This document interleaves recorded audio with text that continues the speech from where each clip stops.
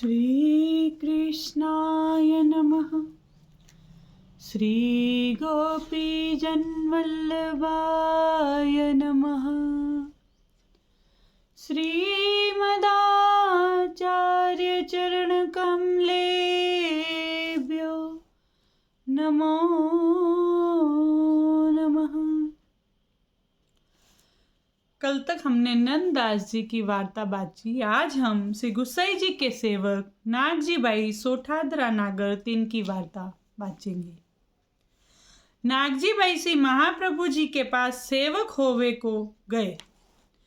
जब श्री महाप्रभु जी विचारे जो नागजी द्वारा सृष्टि बहुत अंगीकार होएगी और नागजी बाई के संग ते देवी जीव प्रभुन के सन्मुख होएंगे और पुष्टि मार्ग के सिद्धांत के पात्र नागजी भाई है और इनको वंश बहुत वर्ष पर्यंत चलेगो।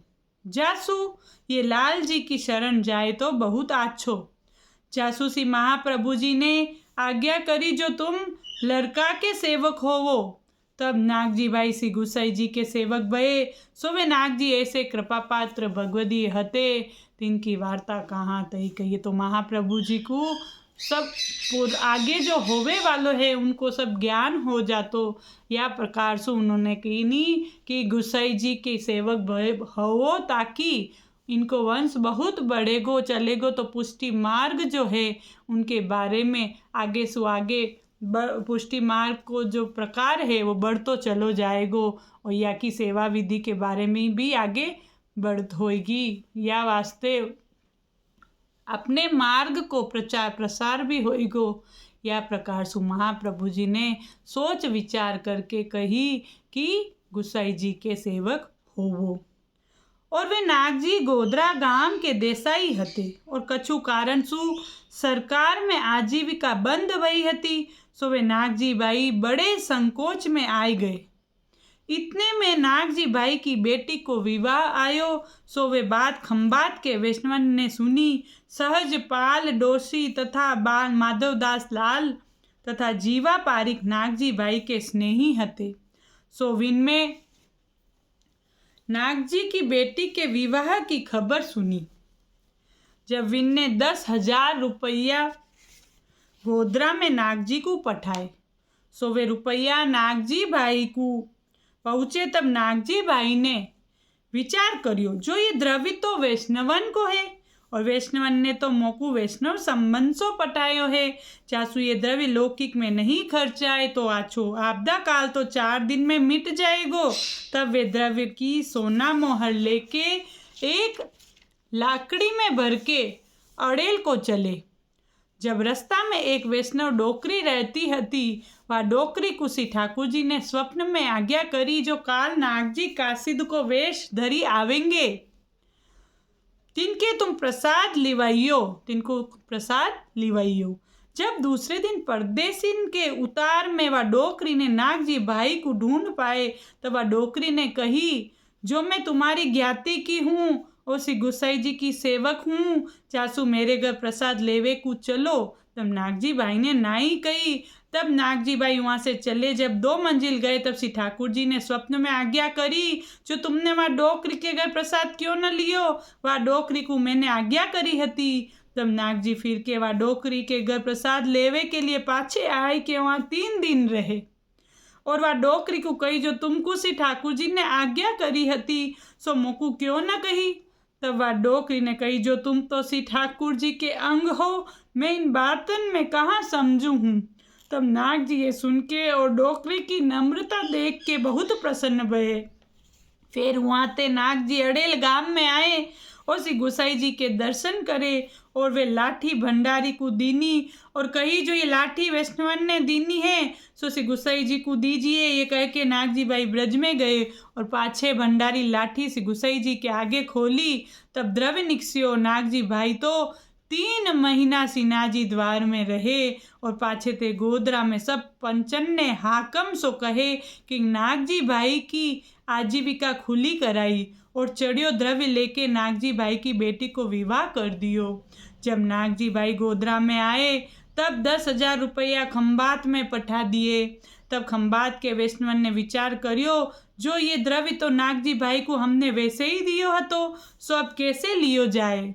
जब वे द्रव्य खंबात के वैष्णव ने श्री गुसाई जी के पास भेज दिए, सो वे नागजी भाई ऐसे भगवती और अनुभवी हते, श्री गुसाई जी के स्वरूप में ऐसे आसक्त हते, जो वर्ष में गोदरासु 2 बार जरूर दर्शन को आवते। तो नागजी भाई ऐसे भगवती वैष्णव हते, जिनकी वार्ता कहाँ तही कहिए। वार्ता प्रसंग 3। एक दिन वे नागजी भाई को गोदरा के हाकम ने राजनगर पठायो, पातशाह के पास जागीर बढ़ावे के लिए और 2000 रुपया खर्चवे को दिए।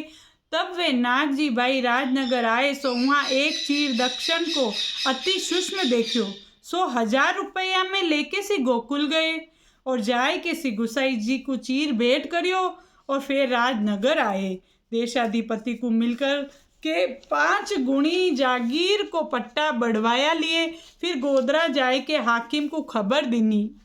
हाकिम ये बात सुन के बहुत प्रसन्न भयो और एक महल के 5 महल भये, ताते नाते आज सुधी गोदरा 5 महल कयो जाए है। ताते सु कयो जाए 5 महल।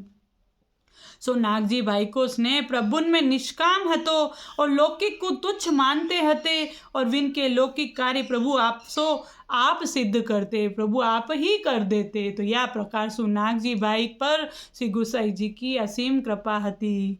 अब वार्ता प्रसंग 4। और एक समय श्री गुसाई जी द्वारिका पधारे हते। नागजी भाई राजनगर सो आम लेके द्वारिका पहुँचे और श्री गुसाई जी के दर्शन करके आमन की विनती करी। जब श्री गुसाई जी ने कही, श्री रणछोड़ जी के मंदिर में पहुँचाए देओ। जब नाग जी ने आम पहुँचाए के दूसरे आम मनुष्य को पठाए राजनगर सो फिर मंगवाए। तब श्री गुसाई जी को विनती करी, जो ये आम आपके डेरा में रणछोड़ जी को पधराए के अंगीकार करावे। जब श्री गुसाई जी को डेरो राम लक्ष्मण जी के मंदिर के पास हतो, जब वहाँ श्री गुसाई जी ने श्री रणछोड़ जी को पधराए के आम भोग धरे और नागजी भाई को साक्षात श्री रणछोड़ जी के दर्शन भये। जब ते श्री गुसाई जी की बैठक वह ठिकाने भये और वहाँ श्री गुसाई जी के मन में ऐसी आई, जो ऐसे आम सीना जी आरोग्य तो ठीक है। जब नागजी भाई ने श्री गुसाई जी के मन की जानी, तब वहाँ सु नागजी भाई चले सो राजनगर सु आम लेके श्रीनाथ जी तथा श्री नवनीत प्रिया जी के यहाँ आम पहुँचाए के फिर राजनगर सो दूसरे आम लेके सो गागा गुरगट गांव में श्री गुसाई जी को मिले और श्री गुसाई जी को वहाँ के सब समाचार कहे और पत्र आगे धरे। जब श्री गुसाई जी मन में विचारे, जो नागजी विना मेरे मन की कौन जाने।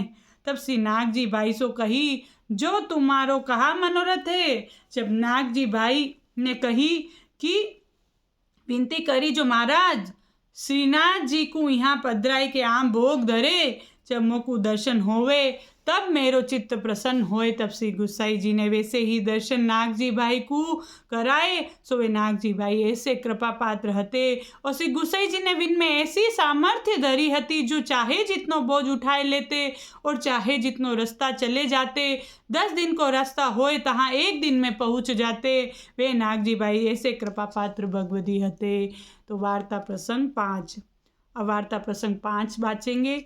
एक समय नागजी भाई अड़ेल को चले, सो रास्ता में श्री जी द्वार आए। तब रामदास ने कही, जो नागजी भाई थोड़े दिन यहाँ रही की सेवा करो। तब नागजी भाई वहाँ सेवा में नाए। जब श्री गुसाई जी को एक श्लोक लिख पठाए, सो श्लोक, सरसी कुशेष स्वयं प्या स्वादि तुम गच्छतो अलिनो मार्गे, यदि कनक कमल पाने नासी तोषः की मन्ये न। जब अड़ेल में वे पत्र श्री गुसाई जी को पहुँच्यो, तब श्री गुसाई जी ने 2 श्लोक लिख पठाए। नात्र कुशेषयमान समर्थयसे यत् प्रियो मधुपः, तस्मिन् तुष्टे तोषो दुस्ते दोस्थ्यम ही निरूपम स्नेहात् यद्यलिरापे निरूपदी भावः स्वभावतः समागच्छेत् निरवधि तोषो अस्यापि प्रभवे देवोति किम वाच्यम। ये श्लोक वाची के नागजी बहुत प्रसन्न भये और अड़ेल जाए। फिर श्री गुसाई जी के दर्शन किए। तो इस प्रकार मतलब नागजी भाई के ऊपर से गुसाई जी की इतनी असीम कृपा थी कि उनके गुसाई जी के मन की बात वो जान लेते और गुसाई जी उनके मन की बात जान लेते। तो इस प्रकार वापस वार्ता प्रसंग छे। और एक समय नाग जी ने गोदराते श्री गुसाई जी को पत्र लिखे। वहाँ में लिखो जी, जो श्री सुबोधिनी जी तथा निबंध तथा अणुभाष्य और श्री महाप्रभु जी के करे भये ग्रंथन को आशय थोड़े में समझ पड़े सो लिख पठावेंगे। तब श्री गुसाई जी ने 2 श्लोक लिख पठाए। श्री वल्लभाचार्य पथि प्रगाढ़ं प्रेमेव चास्त्यव्यभिचार हेतुः तत्रोपमुक्तानवदोक्त भक्तिस्तत्रोपयोगो अखिल साधनानां यः कुर्यात् सुंदराक्षिणां भवने लास्यनर्तने तासां भावनया नित्यं सही सर्वफलानुभाग। तब ये श्लोक बाज के नागजी भाई को सगरो सिद्धांत स्फुरित भयो। सो वे नागजी भाई ऐसे कृपा पात्र भगवती हते जिनकी वार्ता कहाँ तई कहिए। तो यह प्रकार सु श्री गुसाई जी की नागजी भाई के ऊपर बहुत कृपा हती। तो नागजी भाई ऐसे भगवती कृपा पात्र वैष्णव भये जिनकी वार्ता कहाँ तई कहिए। ज़्यादा से ज़्यादा लाइक करें, सब्सक्राइब करें, शेयर करें। धन्यवाद।